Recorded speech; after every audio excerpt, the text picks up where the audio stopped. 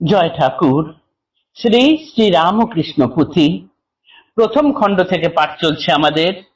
শ্রী প্রভুর জন্ম কথা এই অধ্যায় থেকে আজ আমরা পাঠ করব পৃষ্ঠা সংখ্যা 1-এর শেষের কিছু অংশ থেকে পৃষ্ঠা সংখ্যা 2-এর অর্ধেক পর্যন্ত। গত দিনের পাঠে আমরা দেখেছি ঠাকুরের পিতা শ্রী ক্ষুদিরাম চট্টোপাধ্যায়ের ন্যায়পরায়ণতা, নিষ্ঠাবান এবং তার ধ্যান, জপ, তপ, স্বভাব, চরিত্র, আচার আচরণ এবং জনমানসে বা তার স্থানীয় বা গ্রাম্য অঞ্চলে তাকে যারা চিনতেন তাদের কাছে ঠাকুরের পিতার কি পরিমাণ শ্রদ্ধা ছিল, ভালোবাসা ছিল, সেগুলি আমরা গত দিনের পাঠে জেনেছি। আজ আমরা যে অংশ পাঠ করব সেখানে দেখব ঠাকুরের মায়ের সম্বন্ধে পুথিকার কিরকম বর্ণনা দিয়েছেন এবং ঠাকুরের বংশের মধ্যে অন্যান্য ভাই, দাদা, বোন, ভাইপো, ভাইজি ইত্যাদির বর্ণনা এবং শেষে দেখব ঠাকুরের জন্মের জন্য তার পিতার স্বপ্নাদেশ পাওয়া এই ঘটনা।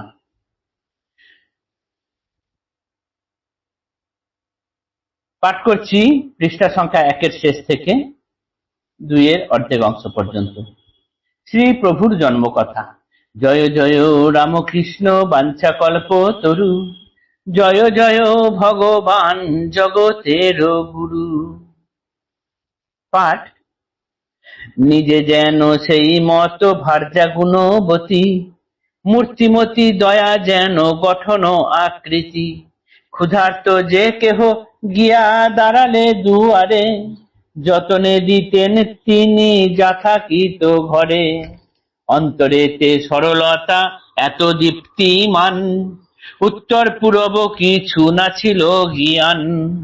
অবিদিত 7-5 পরহিতে রত, নিরূপম অলৌকিক গুণ কব কত। সামান্য নহেন ইনি ব্রাহ্মণের ঘরে, ভূভার হরণ প্রভু ধরেন উদরে। প্রভুর জননী হন আমাদের আই, অতঃপর এই আখ্যা দিয়া তারে গাই। কোটি কোটি দণ্ডবত আইয়ের চরণে, আক্ষেপ বড়ই তায় না দেখি নয়নে। গলবাস করজোরে সকলের আগে, আইয়ের চরণ রেণু অভাগিয়া মাগে। তাহার ভাগ্যের কথা না যায় বা খানি, 3 পুত্র প্রসবেন আই ঠাকুরানী। শ্রীরাম কুমার আগে, মাঝে রামেশ্বর, সবার কনিষ্ঠ প্রভু করুণা সাগর। কন্যাদ্বয়ের মধ্যে দেবী কাত্যায়নী জ্যেষ্ঠা, সর্বমঙ্গলা দেবী তাহার কনিষ্ঠা। জ্যেষ্ঠ পুত্র শ্রীরামের অক্ষয় নন্দন, কৈশোর বয়সে দেহ ছাড়িল জীবন। মধ্যমের 2 পুত্র একটি নন্দিনী, রামলাল শিবরাম লক্ষ্মী ঠাকুরানী। এই কয় মাত্র দেখি ইষ্ট পরিবার, অসংখ্য প্রণাম করি শ্রীপদে সবার। পুথিকার বলছেন ঠাকুরের পিতা যেমন মাতাও সেই রকমই, অর্থাৎ সেই পিতার মতোই পিতা যেমন গুণবান মাতাও সেই রকম গুণবতী ছিলেন। তিনি যেন মূর্তিমতী এক দয়া গঠন আকৃতিতে, মা ছিলেন যেন এক মূর্তিমতী দয়া। ক্ষুধার্ত কেউ কাছে গিয়ে দাঁড়ালে তিনি আর 7-5 পূর্ব পশ্চিম উত্তর দক্ষিণ কিছুই ভাবতেন না, তা ঘরের মধ্যে যা আছে তাই তিনি ক্ষুধার্তকে দিয়ে দিতেন। আর তিনি এমন কিছু সাধারণ ব্রাহ্মণের ঘরে জন্মগ্রহণ করলেও তিনি মোটেই সামান্য নন, কেননা ভুহার হরণ যিনি যে প্রভু তাকে তিনি উদরে ধরেছেন। তাই পুথিকার বলছেন যে প্রভুর মাকে এখন থেকে আমরা এই গোটা পুঁথিতে আই ঠাকুরানী বলবো। এই আই কথাই গোটা পুঁথিতে ঠাকুরের মাকে তিনি আই ঠাকুরানী বা আই এরকম করেই বর্ণনা করেছেন এবং বলছেন কোটি কোটি দণ্ডবত আইয়ের চরণে, আক্ষেপ বড়ই তাই না দেখুন নয়নে। পুথিকারের আক্ষেপ যে তিনি ঠাকুরের মাকে দেখতে পাননি। পুথিকার ঠাকুরের জীবনে আসার আগেই তার মায়ের জীবনাবসান হয়েছে। এরপরে বলছেন যে ঠাকুররা মোট 3 ভাই ছিলেন। তার আগের জনের নাম রামকুমার, মাঝের জন হচ্ছেন রামেশ্বর এবং ঠাকুর ছিলেন সর্বকনিষ্ঠ। আর 2 কন্যা ছিলেন, তাদের মধ্যে বড় হচ্ছেন কাত্যায়নী এবং ছোটর নাম সর্বমঙ্গলা। এই যে রামকুমারের এক ছেলে ছিল, নাম হচ্ছে অক্ষয়। তিনি কৈশোর বয়সেই দেহ ছেড়েছেন, অর্থাৎ তার মৃত্যু হয়েছে। এই রামেশ্বর যিনি ছিলেন, তার ছেলের হচ্ছে গিয়ে রামলাল, শিবরাম এবং এক মেয়ে লক্ষ্মী ঠাকুরানী। 2 জন আমরা পরে ঠাকুরের কাছে নাম শুনেছি অনেক রামলালের কথা। এই রামলাল, শিবরাম 2 ছেলে এবং মেয়ে ছিল একজন, সেটা হচ্ছে লক্ষ্মী ঠাকুরানী।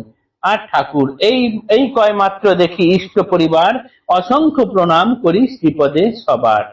এরপর বলছেন, আয়ের যে গর্ভ জন্ম লইলেন প্রভু, আশ্চর্য কাহিনী হেন নাহি শুনি কভু।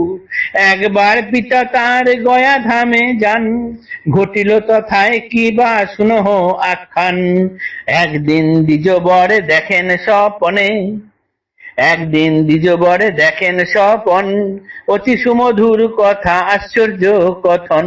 শঙ্খ চক্র গদা পদ্ম চতুর্ভুজ ধারী, শ্যামল উজ্জ্বল কায় করজোর করি। পুত্র হয়ে জনমেব তোমার আগারে, হাসিয়া হাসিয়া কথা কন দ্বিজ বরে। উত্তরে কহেন দ্বিজ, ওরে বাছা ধন, কি খাওয়াবো তোরে আমি দরিদ্র ব্রাহ্মণ। পুনশ্চ মূরতি কহে ব্রাহ্মণেরও ঠাঁই, আমার পোষণে ভারে চিন্তা কিছু নাই। এত বলি নিমিষের মধ্যে অন্তর্ধান, অদর্শনে ব্রাহ্মণের আকুল পরাণ। নিদ্রা ভঙ্গে উঠিলেন ব্রাহ্মণ চমকি, এঘোর রজনী যোগে একই রূপ দেখি। আপনার মনে দ্বিজ করিয়া বিচার, অবগত হইলেন মর্ম কি ইহার। কাশীধামে ঠাকুরের বাবা বেড়াতে গিয়েছিলেন, সেইখানেই শঙ্খচক্র গদা পদ্ম এই চতুর্ভুজধারী এক মূর্তি তার সামনে স্বপ্নে এসে দেখা দিয়ে বললেন যে আমি তোমার ঘরে পুত্র হয়ে জন্মাবো। ঠাকুরের পিতা তখন বলছেন যে আমি খুব দরিদ্র ব্রাহ্মণ, তুই যে আমার ঘরে আসছিস, আমি তোকে কি খাওয়াবো রে। তখন সেই মূর্তি আবার বলছেন যে আমার ভরণ পোষণের জন্য কিচ্ছু মাত্র চিন্তা করতে হবে না। এই বলে সেই মূর্তি নিমেষের মধ্যে অন্তর্ধান হলো। ঠাকুরের পিতা তারপরে ঘুম থেকে দেখে ভাবলেন এ কি দর্শন করলাম। তার নিজের মনে এবার তিনি সেটিকে বিশ্লেষণ করতে লাগলেন এবং দেখে তার মর্ম তিনি উদ্ধার করতে পারলেন। আজকের পাঠ আমাদের এতটুকুই রইল। আগামী দিনে এদিকে ঠাকুরের মায়ের কি ঘটনা ঘটছে সেইটি আমরা পাঠ করব। আজ এইটুকুই থাক। জয় ঠাকুর, নমস্কার, ধন্যবাদ।